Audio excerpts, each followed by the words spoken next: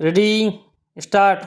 उपाध्यक्ष महोदय, तब उन लोगों को कुछ आशा हुई कि हम लोग भी उसी तरह चल सकते हैं जिस तरह से पहले चल रहे थे।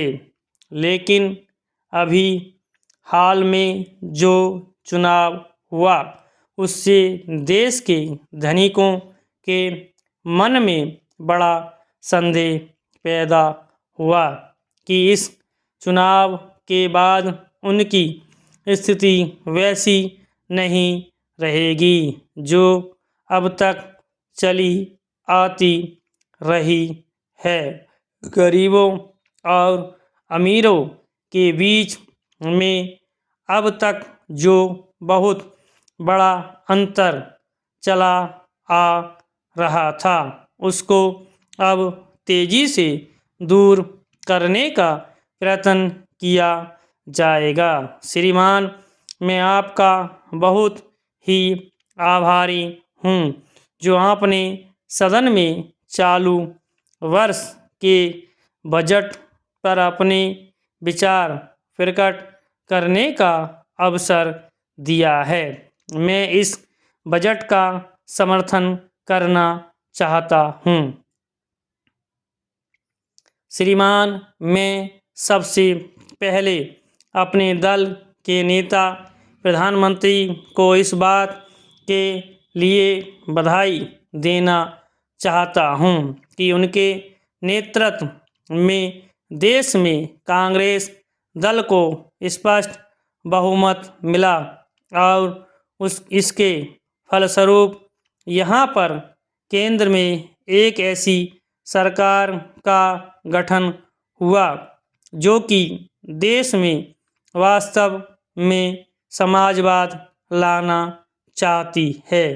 मैं वित्त मंत्री जी को इस बात के लिए बधाई देना चाहता हूँ कि लोकसभा के मध्यावधि चुनाव में जनता द्वारा कांग्रेस दल को जो आदेश दिया गया था उन्हें स्मरण है और वह तन मन धन से उसका पालन करना चाहते हैं।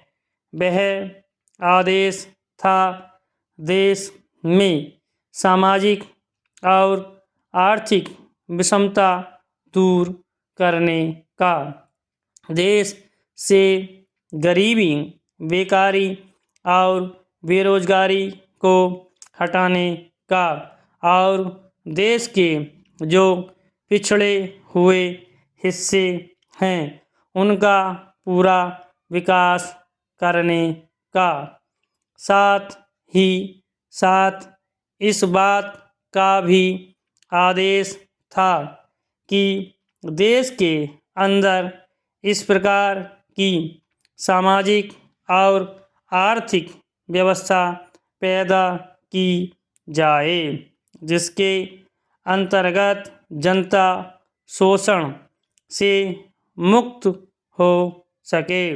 श्रीमान, यह ठीक है कि देश में कृषि के क्षेत्र में उत्पादन में वृद्धि हुई है, परंतु इसके साथ ही साथ यह भी दृष्टि में रखना चाहिए कि लागत में भी पूरी अवधि वृद्धि हुई है।